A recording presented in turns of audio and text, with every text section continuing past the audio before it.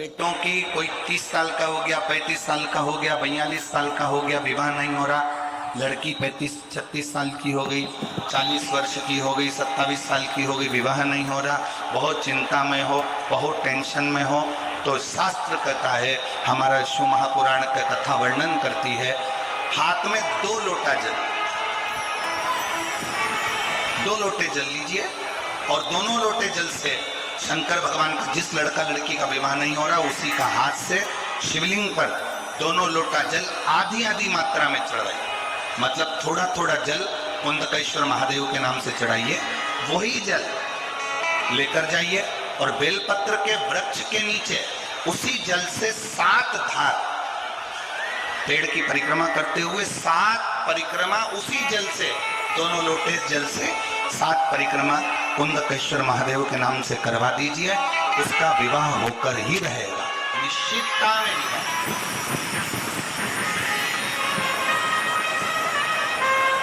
कुछ महीने, ज्यादा से ज्यादा 3 महीने, 3.5 महीने, किसी भी छठ के दिन, चाहे अंधेरी की छठ हो, चाहे उजाले की छठ हो, किसी भी छठ के दिन अगर षडानंद कार्तिकेय जी महाराज का नाम लेकर 6 बेलपत्र और उस 6 बेलपत्र पर 6 दुर्वा, 6 पुष्प, 6 अक्षत के दाने रखकर षडानंद कार्तिकेय बाबा के स्मरण कर कर शिवलिंग की जो जलाधारी है, वो जलाधारी पर जहाँ सुख सुंदरी का स्थान है उसी के पास में कार्तिकेय जी का स्थान है। किसी भी छठ पर यदि आप बाबा को वो बेलपत्र, वो दुर्वा, वो पुष्प, वो अक्षत का दाना 6 समर्पित करते हैं, किसी भी छठ के दिन, षष्ठी के दिन स्कंद भगवान का नाम लेकर, स्कंदेश्वर बाबा का नाम लेकर, कार्तिकेय बाबा का नाम लेकर यदि समर्पित करते हैं तो जिंदगी में कितना भी कर्जा हो, वो कर्जा 3 महीने के अंदर समाप्त होता ही।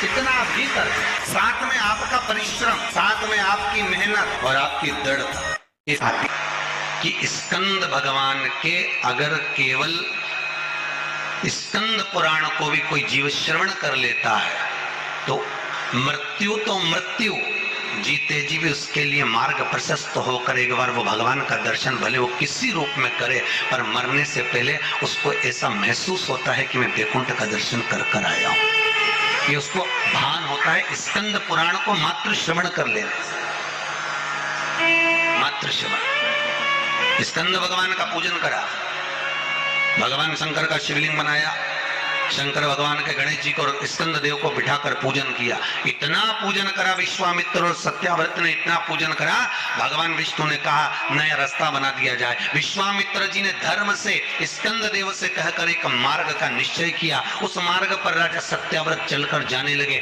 जब थोड़ी दूर पर राजा सत्याव्रत पहुंचे, पहुंचते सी उसी समय पर इंद्र को जलन होने लगी कि जीते जी तो कोई आ ही नहीं सकता, तो ये मरा हुआ, ये जीते जी कैसा गया। इतने में इंद्रदेव ने उसी समय राजा सत्याव्रत को ऊपर से नीचे धक्का मार दिया, धक्का दिया, राजा सत्याव्रत नीचे आ गया। वैकुंठ के मार्ग से धक्का देकर राजा सत्याव्रत को नीचे फेंक दिया। राजा सत्याव्रत ने विश्वामित्र जी से कहा मेरा तप, मेरी साधना और स्कंददेव ने मुझे मार्ग दिया, इसके बाद भी इसने नीचे क्यों फेंका, मैं नहीं जानता, पर तू चिंता मत कर। विश्वामित्र जी ने कहा फिर स्कंददेव की पूजन कर। महाराज एक बेलपत्री, एक तुलसी, एक बेलपत्री, एक तुलसी, एक बेलपत्री, एक तुलसी स्कंददेव को चढ़ाया गया।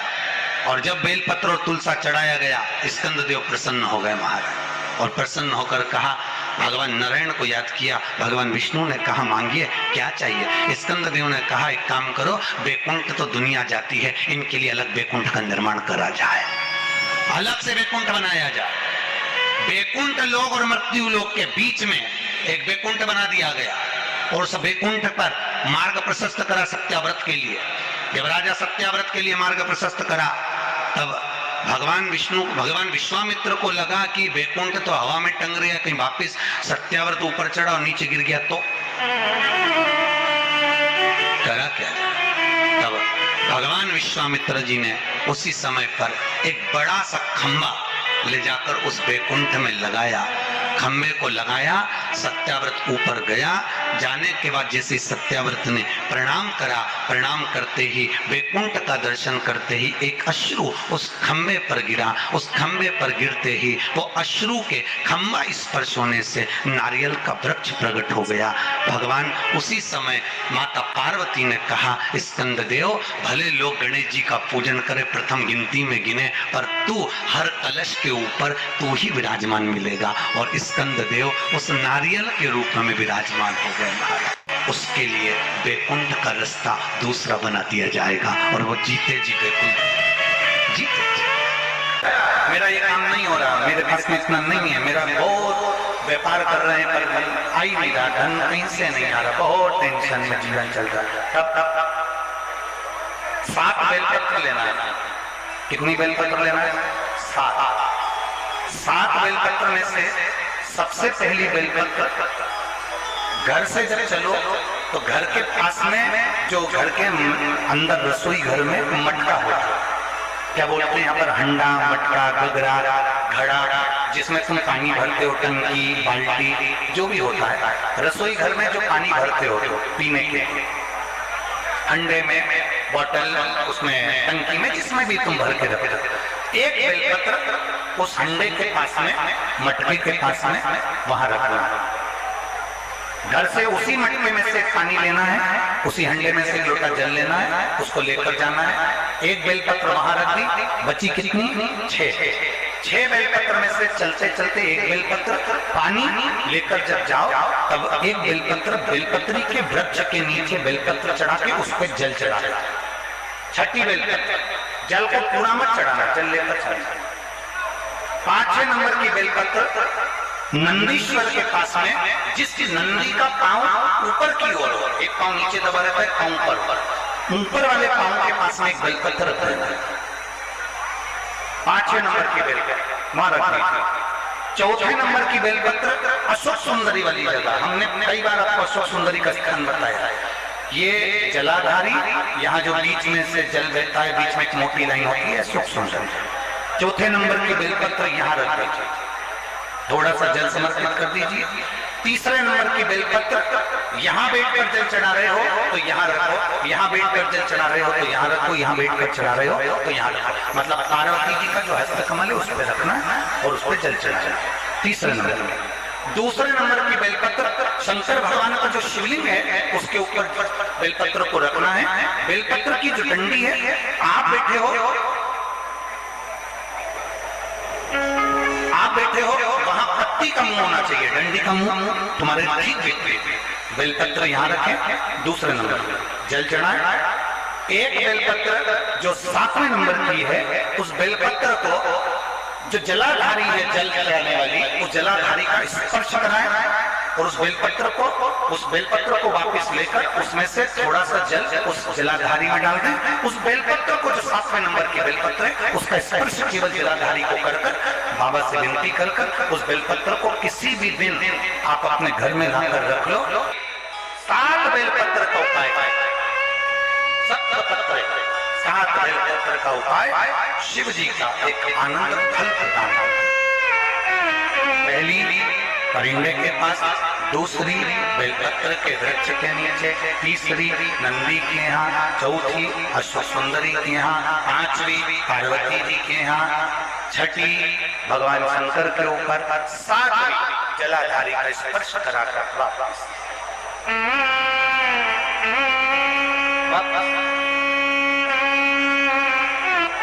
जल कितनी जगह चढ़ेगा?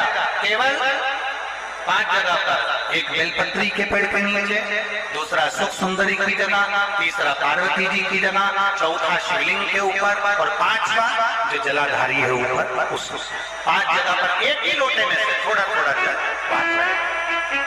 और बाबा से विनती करना है आपको, बाबा मेरा ये दुख है आप मिटा दें, बाबा मेरा ये कष्ट है समाप्त करना। बाबा कोई तुमसे कहे कि घर में शिवलिंग नहीं रखना, समझ लेना वो मूर्ख बना रहा है। घर में शिवलिंग होना चाहिए।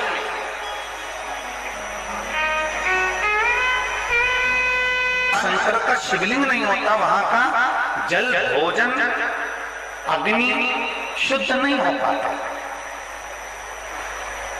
शुद्धता का भाव नहीं दे पाता। और एक और बात अपने अंदर उतार के रख लो, जितने लोग टीवी चैनल के माध्यम से सुन रहे हैं और जितने लोग पवित्र भूमि पर सुन रहे हैं और जितने लोग पूरे देश और विदेश में इस आस्था चैनल से और फेसबुक यूट्यूब से कथा सुन रहे हैं, बहुत ध्यान दें। सारे देवताओं की प्राण प्रतिष्ठा करना पड़ती है। राम जी की प्राण प्रतिष्ठा करना पड़ेगी, भगवान कृष्ण की प्राण प्रतिष्ठा करना पड़ेगी, देवी जी की प्राण प्रतिष्ठा करना पड़ेगी। कोई देवता है, शनि महाराज है, कोई देव है, इनकी प्राण प्रतिष्ठा करना पड़ेगी। पर केवल एक देवाधिदेव महादेव नर्मदेश्वर महादेव कैसे होते हैं जिनकी प्राण प्रतिष्ठा की जरूरत नहीं पड़ती। स्वयं दुर्वा जो उत्पन्न हुई है, इसमें इतना बल कहां से आ गया।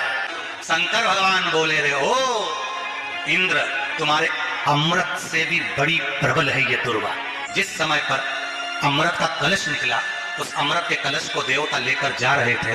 ले जाते राक्षसों से छुड़ाकर सबसे पहले इन्होंने समुद्र के किनारे पर उसको छुपाया। उस जगह पर भगवान विष्णु की जंघा के रोम पड़े थे जिससे दुर्वा उत्पन्न हुई थी। उस दुर्वा पर इस कलश को रखा। रखते ही एक देवता ने उसके उठाकर देखना चाहा तो उसमें से थोड़ा सा भाग अमृत का नीचे गिर गया जो दुर्वा पर पड़ गया। और आगे गए, फिर इसको छुपाया, वहां भी दुर्वा थी।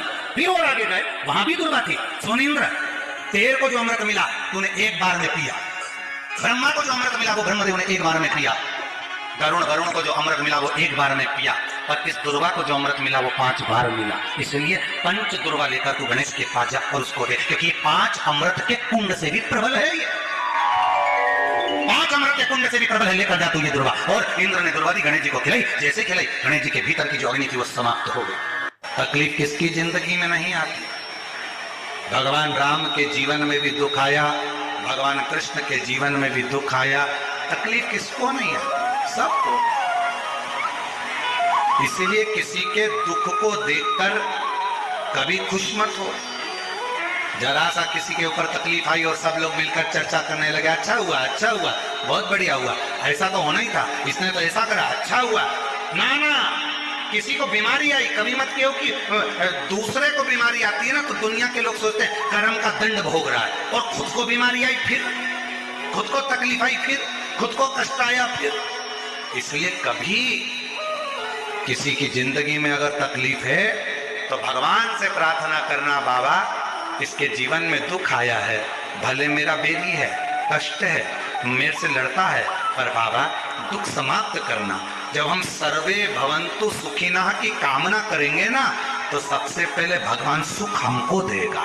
सबसे पहले सुख हमें मिलेगा। इत्र की शीशी खोलिए, दूसरे पर इत्र लगाइए, सबसे पहले इत्र की खुशबू किसको आएगी? जम के बोलो, अपने। हमारा हाथ सुगंधित होगा क्योंकि हमने इत्र की शीशी खोली है। पहले सुगंध हमको आएगी, सामने वाले को बाद में, क्योंकि इत्र की शीशी हमने खोली है। हम जब दूसरे के लिए अच्छा बोलना प्रारंभ करेंगे तो सबसे पहले परमात्मा हमारा अच्छा करना प्रारंभ कर देगा। अच्छा, आपकी जिंदगी में कभी जीवन में अगर ऐसा लगे कि बहुत दुख है, बहुत तकलीफ है, बहुत कष्ट है, एक बेलपत्र अपने हाथ में रखो, उल्टे हाथ में, सीधे हाथ से उस बेलपत्र पर अपना हाथ रखिए, नंदीश्वर महादेव का स्मरण करिए, 7 बार श्री शिवाय नमस्तुभ्यं कहिए। फिर उस बेलपत्र को सीधे हाथ में रहकर, जो नंदी शिव जी के मंदिर में है, दोनों सींग है, उस सींग के ठीक पीछे नंदी का उभरा हुआ भाग है, उस भाग पर नंदीश्वर शिवलिंग का स्मरण कर बेलपत्र को चढ़ा दो। इस डंडी का भाग पूंछ की ओर होना चाहिए, पत्ते का भाग मुख की ओर, और उस बेलपत्र को बाबा के चढ़ाकर कितना भी दुख हो जिंदगी में, कितना भी कष्ट हो, नंदीश्वर महादेव का जब स्मरण आप करने लगते हो तो धीरे धीरे वो दुख कटना प्रारंभ हो जाता है। हमें कहे मेरे महादेव को छल प्रिय नहीं, मेरे महादेव को दिखावा प्रिय नहीं,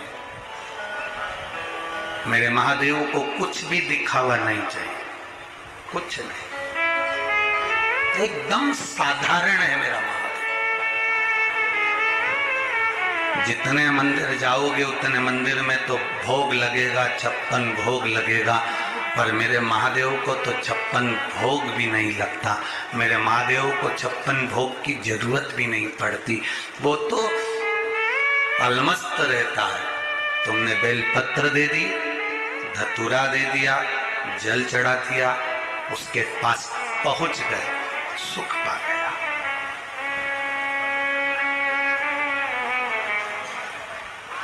पत्नी में, बच्चों में और घर की बुजुर्ग मां में एक अंतर बहुत बड़ा है, बहुत बड़ा। पति बाहर गया, दुकान गया, ऑफिस गया, बाहर गया, पति आता है तो पत्नी पति का मुख देखती है। क्या देखती है? बोलो, जम के बोलो। मुख देखती है, मेरा पति आया।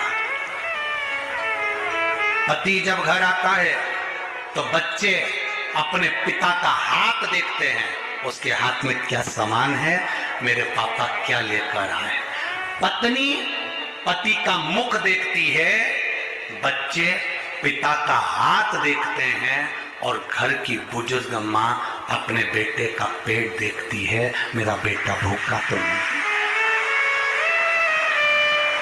घर की बुजुर्ग मां पेट देखती है। हम दूसरे की बात नहीं कर सकते, पर मेरा महादेव, मेरा शिव, मेरा ओघड़ी, मेरा शंकर, जब तुम जल चढ़ाने जाते हो, जल चढ़ाते समय तुम्हारे हाथ को मेरा महादेव पहचान जाता है, कितनी दुखी है, क्या दुख है, क्या तकलीफ है, क्या कष्ट है, मेरा महादेव जानता है। इलाज की शुरुआत हाथ से होती है भाई। होम्योपैथिक हो, आयुर्वेदिक हो, चाहे अंग्रेजी हो, सबकी जांच हाथ से चालू होती है। बोलो सही है कि गलत है?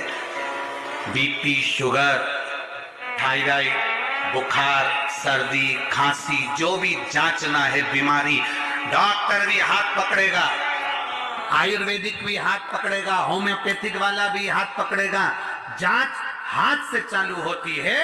इसलिए आपसे बार बार कहते हैं कि एक लोटा जल महादेव को चढ़ाने जाओ, क्योंकि ये जांच हाथ से होती है। महादेव जल चढ़ाते समय हाथ देख लेता है, इसको तकलीफ क्या है, इसको कष्ट क्या है। श्री शिवाय नमस्तुभ्यम, श्री शिवाय नमस्तुभ्यम, श्री शिवाय नमस्तुभ्यम, श्री शिवाय नमस्तुभ्यम, श्री शिवाय नमस्तुभ्यम, श्री शिवाय नमस्तुभ्यम। वीडियो अच्छा लगे तो वीडियो को लाइक, सब्सक्राइब, कमेंट करना मत भूलिए।